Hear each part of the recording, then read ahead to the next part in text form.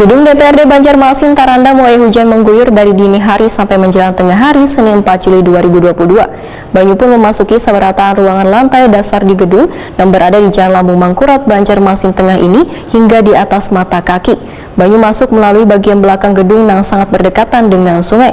Namun untungnya genangan banyu berangsur surut sehingga aktivitas bisa kembali normal.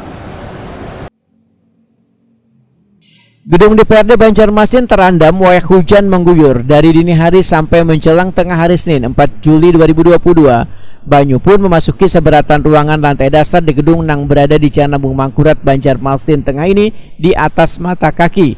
Sekwan DPRD Banjarmasin Iwan Ristianto Wahetakuni Prima TV memedahkan kawasan gedung Dewan ini wayah hujan lebat sudah dapat dipastikan akan terendam. Banyu masuk melalui bagian belakang gedung yang sangat berdekatan dengan sungai. Namun untungnya genangan banyu berangsur surut sehingga aktivitas bisa kembali normal. Menurut Iwan Ristianto, ada beberapa agenda rapat anggota dewan dengan instansi yang sesuai dengan tupoksinya atau rapat raperda terpaksa dibatalkan, namun ada pula yang ditunda waktunya atau dipindah ke tengah hari.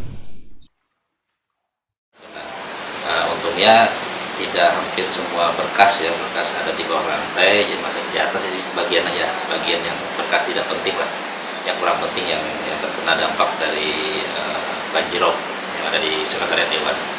Berarti sempat mengganggu aktivitas juga Pak di sini Pak? Betul, sempat mengganggu kita sampai jam 10-an karena hari ini kan ada kegiatan rapat pansus, jadi dengan terpaksa tadi dibatalkan oleh ketua pansus untuk dilaksanakan besok hari Selasa.